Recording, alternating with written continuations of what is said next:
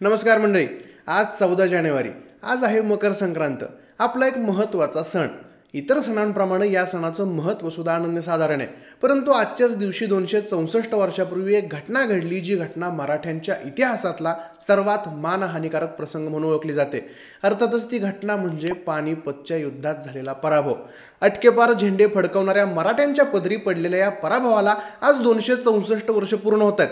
पण आज सुद्धा ती सल कायम आहे. पण आपण आहोतच तसे. घडून गेलेल्या गोष्टी कुरवाळत बसायला, त्यांच्या मागची कारणं शोधायला आपल्याला जाम आवडतं. चला तर मग आज पाहूयात कहाणी पानिपतच्या तिसऱ्या युद्धाची. नमस्कार मंडळी, मी आशुतोष आणि तुम्ही पाहता .com अर्थात कॅरी ऑन मराठी. मंडळी, आपल्या भारतीय इतिहासात पानिपतच्या एकूण 3 लढाया झाल्या. त्यातली पहिली लढाई 21 एप्रिल 1526ला दिल्लीचा शासक इब्राहिम लोदी विरुद्ध काबूलचा सुलतान बाबर याच्यामध्ये. दुसरी पानिपतची लढाई झाली ती मुघल बादशाह जलालुद्दीन मोहम्मद अकबर विरुद्ध सम्राट हेमचंद विक्रमादित्य उर्फ हेमू यांच्यात. या दोन्ही युद्धांमुळे भारतात मुघल सत्तेचा पाया घातला गेला आणि मुघल सत्ता बळकट झाली. आता या दोन्ही युद्धांबद्दल आपण परत कधीतरी बोलू. आत्ता बोलूयात पानिपतच्या तिसऱ्या लढाईबद्दल. तर पानिपतची तिसरी लढाई लढली गेली मराठा सेनापती सदाशिवराव भाऊ विरुद्ध अफगाणचा शासक अहमद शाह अब्दाली यांच्यात. आता सुरुवातीला पाहूयात पानिपतचं तिसरं युद्ध नेमकं झालं का. तर मुघल साम्राज्याचा सर्वात शक्तिशाली शासक असणाऱ्या औरंगजेबाच्या मृत्यूनंतर मराठ्यांनी आपलं वर्चस्व भारतभर वाढवायला सुरुवात केली. अशात अफगाणमध्ये नादिर शहाच्या मृत्यूनंतर अहमद शाह अब्दाली गादीवरती बसला. अनेक घडामोडी घडत होत्या, पण अशात त्यानं भारतावरती चाल करायची योजना आखली. 1760 मध्ये तो पेशावर मार्गे दिल्लीकडे रवाना झाला. पण त्याच्याकडे अफाट सैन्य होतं. मग आधीच पतनाला जात असलेल्या मुघलांनी मराठ्यांकडे मदत मागितली आणि मग मराठ्यांचे सेनापती सदाशिवराव भाऊ आपलं सैन्य घेऊन दिल्लीकडे रवाना झाले. 2 ऑगस्टच्या आसपास सदाशिवराव भाऊ दिल्लीला येऊन थांबले. आग्र्याजवळ यमुना पार करून अब्दालीशी 2 हात करायचे असा त्यांचा मनसुबा होता. पण दुथडी भरून वाहणारी यमुना नदी त्यांना काही पार करता आली नाही आणि मराठ्यांची योजना इथं बरगळली. पण मराठ्यांनी मग सप्टेंबरच्या आसपास पानिपतच्या मैदानावरती मोर्चे बांधणी करायला सुरुवात केली. कुंजपुरा किल्ल्यावरती हल्ला केला, तिथली रसद लुटली. पण याच दरम्यान मराठ्यांच्या नकळत अब्दालीच्या सैन्यानं दक्षिणेकडून यमुना नदी ओलांडत तिकडे तयारी सुरू केली होती. मराठ्यांची रसद रोखली गेली आणि मराठे कोंडीत सापडले. मराठ्यांवर उपासमारीची वेळ येऊ लागली. असं सांगितलं जातं की त्यावेळी दुष्काळाची परिस्थिती ओढवली होती. त्यामुळेच 13 जानेवारी रोजी ही कोंडी फोडण्यासाठी मराठ्यांनी चाल करायचं ठरवलं. दुसऱ्याच दिवशी मराठ्यांनी आपली रणनीती आखून चाल करायला सुरुवात केली आणि दिवस होता 14 जानेवारी 1761. अर्थातच मकर संक्रांत. यमुनेच्या पश्चिमेला आणि पानिपतच्या भोवताली असणाऱ्या खंदकाच्या पूर्व दिशेला मराठा सैन्य पूर्व पश्चिम अशा सरळ रेषेत उभं होतं. पश्चिमेला होळकर शिंदे यांच्या तुकड्या होत्या. मध्यभागी विश्वासराव आणि भाऊसाहेब यांची शाही हुजरत होती. पूर्वेकडं इब्राहिम खान गार्दीची तुकडी होती. सदाशिवराव भाऊंच्या मागं शमशेर बहादर, यशवंतराव पवार, नाना पुरंदरे, सटबोजी जाधव यांचे दस्त होते. तर त्यांच्या शेजारी विठ्ठल शिवदेव, दमाजी गायकवाड यांच्यासारख्या तुकड्या होत्या. झालं, मराठ्यांचं सगळं सैन्य पानिपतावरती उतरलं होतं. एकही राखीव तुकडी न शिल्लक ठेवता. आणि हीच मराठ्यांची सर्वात मोठी घोडचूक ठरली. अब्दालीनं दुर्बिणीनं मराठ्यांची सगळी व्यूहरचना बघितली, त्याचं नीट निरीक्षण केलं आणि त्यानंतर अब्दालीनं तिरप्या रेषेत आपल्या सैन्याची रचना सुरू केली. सैन्याच्या दोन्ही कडांना अफगाणी तुकड्या होत्या. पश्चिमेला शहापसंत, नजीब आणि शुजा उद्दौलाच्या तुकड्या होत्या.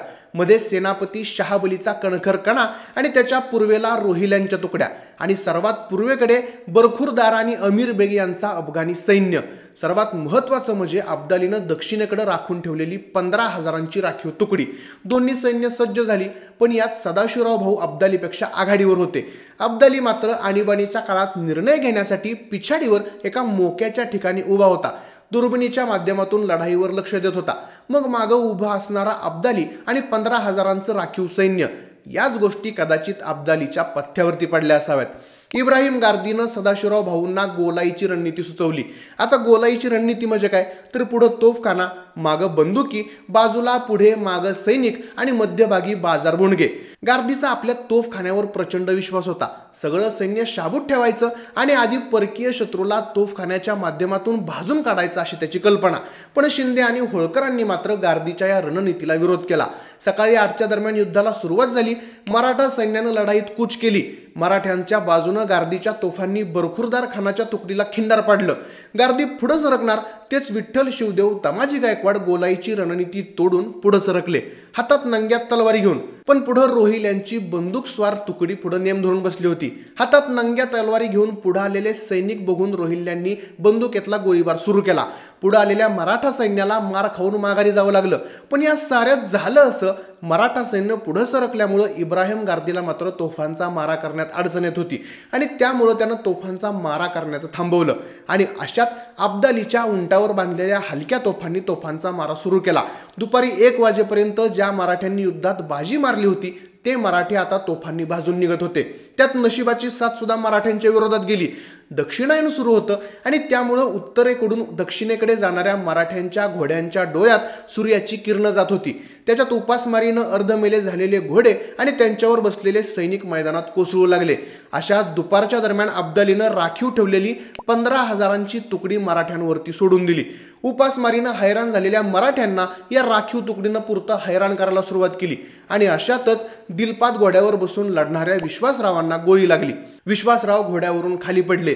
विश्वास खाली पडला हे पाहून सदाशिवराव भाऊ आपल्या हत्तीवरून खाली उतरले. कशासाठी?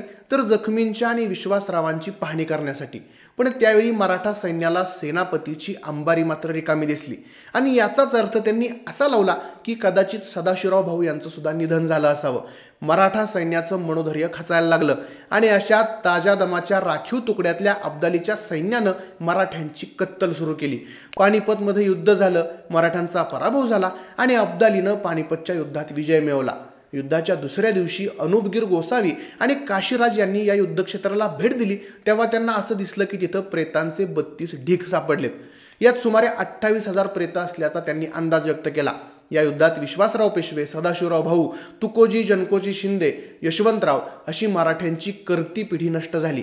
पानिपतचं तिसरं युद्ध भारतीय इतिहासातील एक निर्णायक युद्ध ठरलं. काही इतिहासकारांच्या मते पानिपतमध्ये जसा मराठ्यांचा पराभव झाला तसा क्वचितच कोणत्या सत्तेचा पराभव झाला असावा. या पराभवाच्या धक्क्यातून पेशवे आणि त्यांची मराठा सत्ता पुढे कधी सावरलीच गेली नाही आणि त्यामुळेच 14 जानेवारी 1761ला मराठ्यांवरती संक्रांत कोसळली असं बोललं जातं. मंडळी, पानिपतमध्ये सदाशिवराव संकटात असताना नानासाहेब पेशव्यांना त्याची खबर मिळाली होती. त्यांनी तिकडून कूच करण्याची तयारी सुद्धा सुरू केली. परंतु भेलसा इथं मुक्कामी असताना नानासाहेब पेशव्यांना पानिपतच्या युद्धात मराठ्यांच्या पराभवाची बातमी मिळाली. त्यांना मिळालेल्या एका सांकेतिक पत्रात उल्लेख होता, 2 मोती गळाले, 27 मोहरा गमावल्या, चांदी आणि तांब्याची किती नाणी गमावलेत याची गणतीच नाही. भाऊ, मुलगा, नातलग यांच्या मृत्यूंमुळे नानासाहेबांना सुद्धा धक्का बसला होता आणि याच धक्क्यातून न सावरता 27 जून 1761ला त्यांचं सुद्धा निधन झालं. पानिपतच्या युद्धानं मराठ्यांच्या प्रतिष्ठेला धक्का बसवला होता आणि संपूर्ण भारतावर वर्चस्व प्रस्थापित करण्याचा त्यांचं स्वप्न भंगलं होतं. पण आज सुद्धा या पानिपतच्या लढाईची कारणमीमांसा केली जाते. आजही पानिपतच्या युद्धाचे दाखले दिले जातात. या युद्धात मराठ्यांना आलेल्या अपयशाची अनेक कारणं सांगितली जातात. ती कारणं आपण नंतर एखाद्या व्हिडिओच्या माध्यमातून बघूयाच. पण बाकी मंडळी, तुम्हाला पानिपतच्या तिसऱ्या लढाईबद्दल काय वाटतं याबद्दलची तुमची मतं आम्हाला कमेंट्स करून नक्की कळवा. आपला आजचा व्हिडिओ आवडला असेल तर व्हिडिओला लाईक करा, शेअर करा आणि अजून कोणत्या विषयावरती तुम्हाला आपल्या साध्या भाषेतून व्हिडिओ बघायला आवडतील ते आम्हाला कमेंट्स करून नक्की कळवा. असेच नवनवीन व्हिडिओज पाहण्यासाठी आपल्या कॅरी ऑन मराठी या यूट्यूब चॅनलला सबस्क्राईब करायला विसरू नका. धन्यवाद.